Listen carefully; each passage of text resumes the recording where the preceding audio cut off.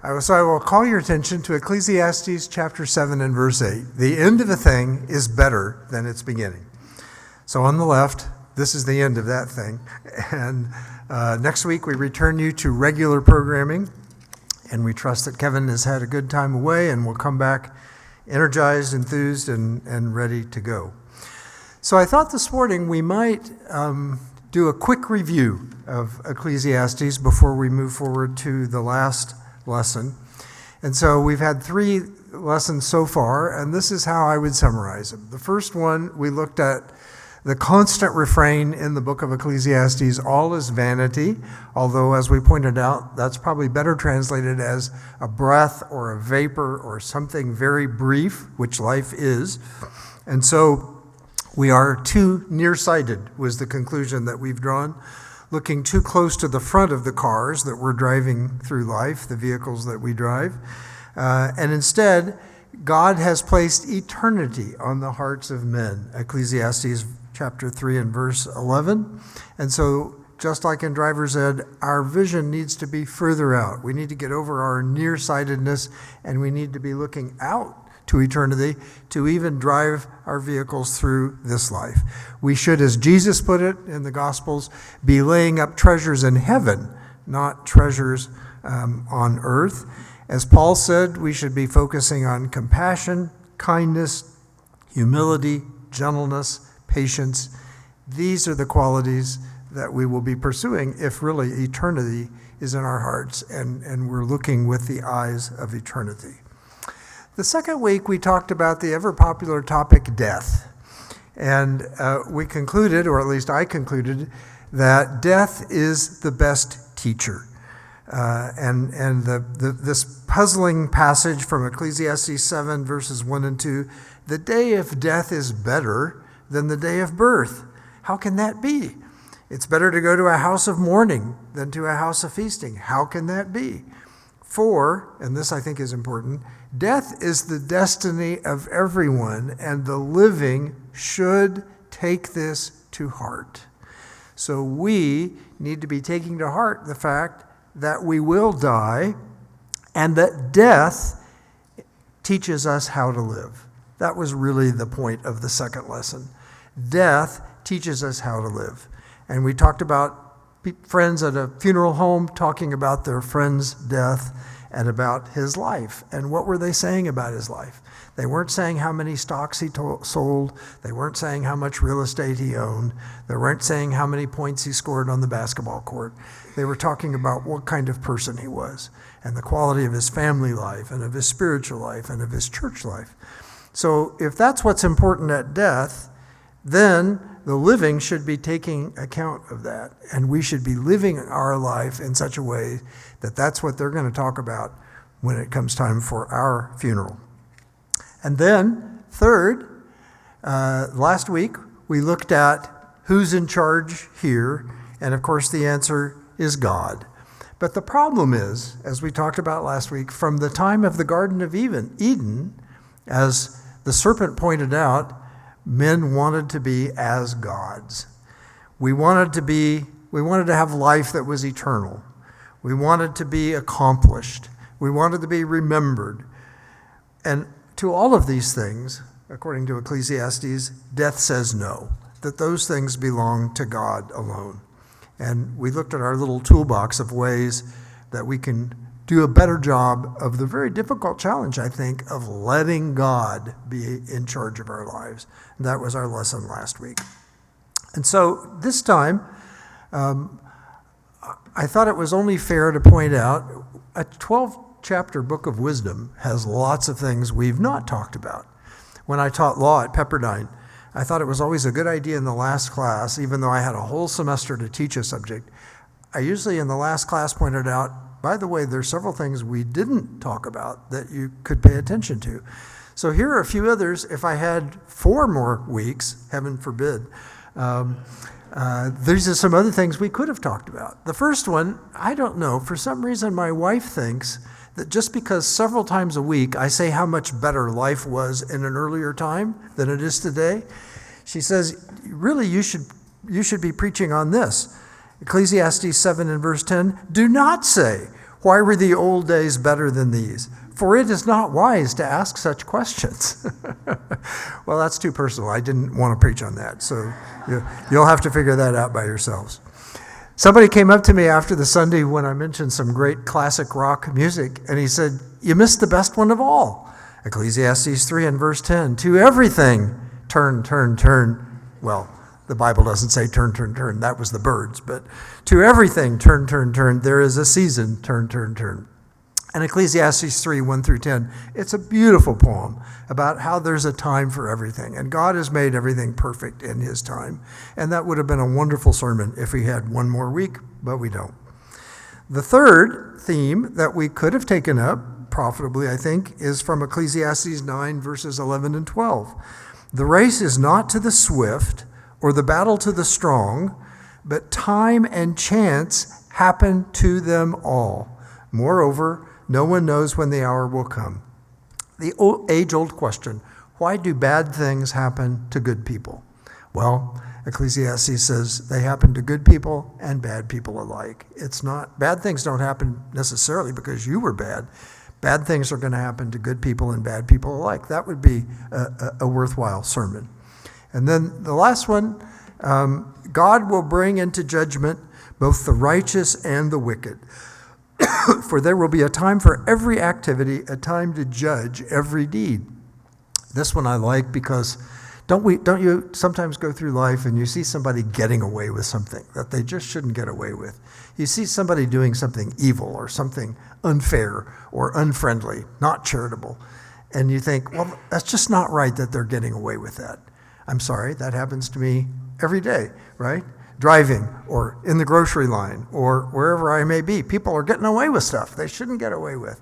Well, this passage perhaps comforts people like that, like me, who say, don't worry, God is going to bring everything into judgment, but in his good time. So these are some lessons we could have preached, and maybe if Kevin takes off again next summer, we can take these up. But our theme for today, the final lesson is, if God is in charge, as we concluded last week, what is our part? The title of the lesson is Doing Our Part. If God pretty much has everything covered, as we talked about last week, if we cannot straighten out, I love this verse, if we cannot straighten out what God has made crooked, Ecclesiastes chapter 7, if no one can even fathom what God has done from beginning to end, Ecclesiastes 3, if there is no point to all of our efforts under the sun throughout the book, is the bottom line, it's just life is let go and let God? Is that our part? Well, God's got it all covered. We don't need to really bother. That question was asked to Paul, or Paul addresses that question in Romans chapter 6 and verse 1. Shall we just continue in sin that grace may abound? Paul says. You know, this is a great system. God likes to forgive, and we like to sin. So shall we just keep sinning, and then God can keep forgiving, and everybody will be happy? And Paul says, by no means. So just because God has everything under control doesn't mean we don't have a part to do. And that's the point of this morning's lesson. And I think in a way that's really hard to understand and accept, at least I have trouble understanding and accepting, it turns out that all of the things that Ecclesiastes say are vanity should still be enjoyed and done, but they should be enjoyed and done as gifts from God. Let me repeat that. All of the things, stacking up riches, stacking up wisdom, all of our toil under the sun, all of the projects, all of the things that the writer of Ecclesiastes was busy doing, which were a mistake the way he was doing them to get ahead, are things that we can do if we can simply accept and enjoy them as gifts from God. And so listen, there are several of these verses, and I just picked out 2 or 3 that make this point. A person can do nothing better than to eat and drink and find satisfaction in their own toil. So it's okay, Ecclesiastes says, if you want to eat and drink and work. This, too, I see, is from the hand of God. For without him, who can eat or find enjoyment?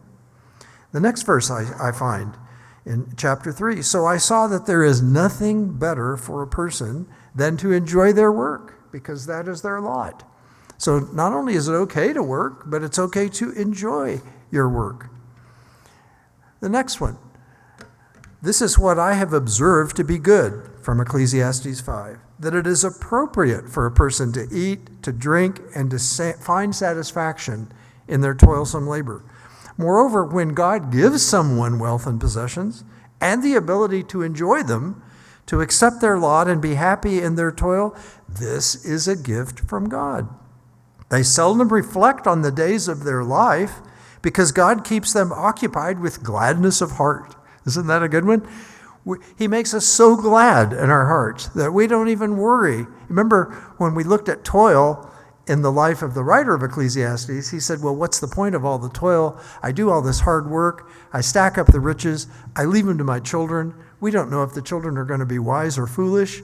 So I've sweated and worked all day under the sun, and I can't sleep at night because of the stress. That's what the writer said about all our toil. If we can turn it upside down and accept that our toil is a gift from God, then we're going to be so glad, he says, that we're not even going to be worried about the work part. And then the last of these verses, one more. So I commend the enjoyment of life. Great line. So I commend the enjoyment of life, because there's nothing better under the sun than to eat and drink and be glad. Then joy will accompany them all the days of the life that God has given them under the sun. It's really puzzling, I admit, but once again, the very things that were vexing and a problem for the writer, that were vanity, that didn't seem worthwhile, all of those same things could be good if we turned them upside down and simply accepted and enjoyed them as gifts from God. And so, eat, drink, and be merry, for tomorrow you shall die. That's a great quotation we often hear. Well, to be honest, that's sort of what the writer of Ecclesiastes is saying, isn't he? Eat, enjoy your eating, enjoy your drinking, enjoy the gladness of heart that God has placed there, because you will die. But these are God's gifts for you to enjoy in this life. And by the way, that's the very thing that Adam and Eve were supposed to do in the garden. They were supposed to enjoy the lushness of God's creation in the garden, but instead, they took the things that were gifts from God and they perverted them. They ruined them. They spoiled them. And that's what the writer of Ecclesiastes is saying we often do. We take the very gifts from God and we pervert them and we kind of ruin them and we spoil them by using them for other means, which I'll elaborate on in just a moment. So then, what is our role? Our role is to accept and enjoy God's gifts and not try to turn them into something else that we think we need to be happy. Adam and Eve thought they needed to eat from the tree of good and evil that God had forbidden in order to be happy. We think we need to stack up wealth. We think we need to work and toil to get ahead. But we don't need those things to be happy. Instead, we simply accept God's gifts. Life is a gift. It's not a means to an end, and we must not pervert God's gifts in the way that Adam and Eve did. We must not misuse them. We must not use them improperly. We must simply accept and enjoy them. So when you look at enjoying God's gifts, of course, enjoy is built on the word joy. Enjoying God's gifts is all about joy. And so I like this verse from 1 Timothy chapter 6 and verse 17. And Kevin preached on this a few weeks ago in his series about everything. God richly provides us with everything for our enjoyment. So Kevin's got his word, everything. I've got my word today, enjoyment. God has given us everything for what? For our enjoyment. Or Psalm chapter 118, verse 24, this is the day that the Lord has made. Let us rejoice and be glad in it. So our daily stance is to rejoice and enjoy it. I like this one from Nehemiah quite a bit. Nehemiah chapter 8. The people were gathering and they were listening to the law being read, and they were upset because they were violating the law. And so Nehemiah, the king, the prophet, they had a message for the people. They said to the people, this day is holy to the Lord your God. Do not mourn or weep, for the people had been weeping as they listened to the words of the law, probably because they were violating God's law and they saw with pain what they were doing.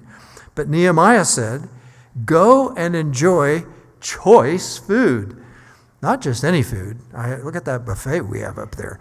Go and enjoy choice food and sweet drinks. Go ahead and drink a real Coke once in a while. You don't have to drink diet all the time. You don't have to just stick to water. Nehemiah says, go and enjoy choice food. Go and enjoy sweet drinks. One of my side jobs for a while was I was a lecturer on cruise ships. And twice a year, my wife and I would get a free cruise, and I would give some lectures. And this is a picture from, one of those buffets that you have, because we were enjoying some choice food and some sweet drinks. So Nehemiah says, make every day a buffet.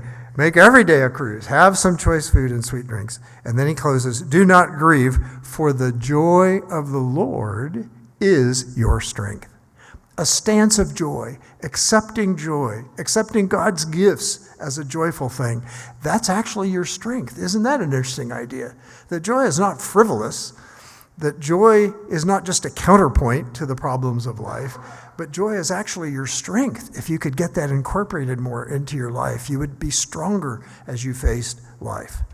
And so what I'm suggesting this morning is that we need to cultivate, from Ecclesiastes, we need to cultivate the habit, and I'm underscoring that word this morning. We need to cultivate the habit of joy. God is a God of joy. We were made for joy. And I'm preaching to myself, by the way.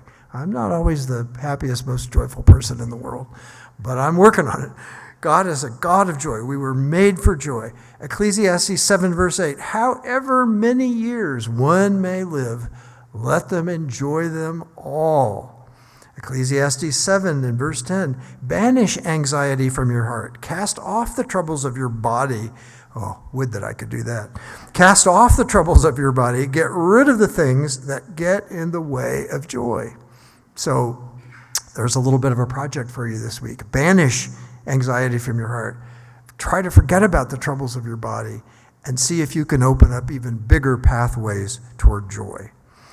Now, thinking about habits for just a little bit more, the power and importance of habits. I mentioned sometime in the last week or two the famous self-development, self-improvement book of decades ago, The 7 Habits of Highly Effective People.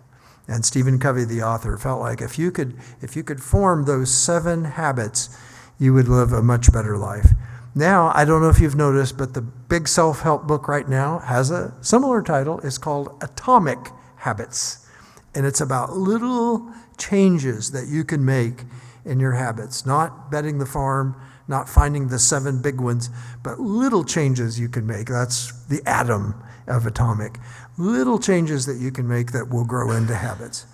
And habits are basically just things you can do without having to think about them. They become so ingrained in you that they're second nature. You don't have to think about it all the time. They're like Deuteronomy said about the Lord's commands in Deuteronomy 6, verses 6 through 9. He says, God's commandments should be written on your hearts. They should be impressed on children. You should talk about them. You should write them on your door frames and on the gates. They're things that just should become second nature to you. They should be with you all the time. I did a knee replacement a few months ago, and I was doing physical therapy, and they were teaching me basically how to walk again, because once your legs and knees are messed up, you're not walking properly. So you kind of have to learn to walk all over again. So they kept giving me, I'm out taking a walk, and I'm trying to remember, I'm supposed to stand up really straight, and I'm supposed to have, my head up. He said, I don't want to see the old man walk from you in Coronado. I don't like old men walking, and so you need to be upright. You need to have your head upright. You need to pretend that somebody has a string on your chest and they're pulling you along. You need to be up on the balls of your feet. So I'm taking a walk and I have 6 things I'm trying to think about, to even just walk. And then the next week they gave me another one. And I said, wait. I already have 6 things to think about. I can't, do another one. He said, those 6 should already be habits. You shouldn't even be thinking about them. Now think about this one. So that's the idea of a habit, that they're things that become so ingrained in us that we don't even have to think about them. They become second nature. And so I think what Ecclesiastes is pushing us toward is the power and importance of habit, and specifically the habit of joy. And I'll just make a few suggestions about developing the habit of joy. The habit of spiritual joy, which is what we want, and of course that becomes all kinds of joy, is rooted in God and not in our circumstances. So if you're going to make your joy or your happiness a consequence of your circumstances, well, that's a very unreliable way to build a habit of joy, because your circumstances are not always going to be good, right? They're going to be up, they're going to be down, they're going to be in the middle. You're going to be bouncing around all day. You're not going to have a habit of joy if your joy is dependent on circumstances. So our joy as Christians is rooted in God. It is, as Galatians chapter 5 teaches, a fruit of the Spirit. If the Spirit is dwelling us, we're going to start seeing joy. We're going to start experiencing the habit of joy. And one very good suggestion I've found is that if you give joy, somehow it rebounds to you. Have you had that experience? If you're able to give somebody joy, if you're able to give somebody a gift, if you're able to help somebody and bring a little joy into their life, isn't it the case that somehow that rebounds to you and you become more joyful because you've shared joy? So that's a great way, I think, to develop the habit of joy, is to give joy to people, and then it will rebound into your own heart. And then I just love that verse from Nehemiah, for the joy of the Lord is my strength. This is how, the word today that's so big is resilient. This is how Christians are going to be resilient, is because the joy of the Lord becomes then our strength. So sort of wrapping up the book of Ecclesiastes, or at least what we did with it, I think you could say that the book of Ecclesiastes is about developing wise habits. I think that's what we've really been talking about this month. Eyes on eternity. That's a habit that we need to develop. Accepting death as a teacher for how we live. That's a habit that we can develop. Letting God be in charge of our lives. And finally, this morning, enjoying God's good gifts. Enjoying God's good gifts. These are the wise habits from this wonderful book of wisdom in the Old Testament. Oh, and one more thing. One of the problems of having an old preacher is all my songs and TV shows are dated. So if you don't know Columbo, don't worry about it. But he was a kind of a shambly looking detective in a trench coat, and he would be interviewing somebody, and he'd be all through finally, and he'd be walking out the door, and he'd turn back. Always, he'd turn back. Oh, one more thing. So yes. One more thing in Ecclesiastes. At the end of the book, chapter 12, verse 13, the book itself closes this way. Now all has been heard. Here is the conclusion of the matter. Fear God and keep his commandments, for this is the duty of all mankind. So I've helped you figure out what the whole rest of the book means. I'm going to leave you to figure out, and maybe in your small groups, what that last verse means. Fear God and keep his commandments, for this is the duty of all mankind.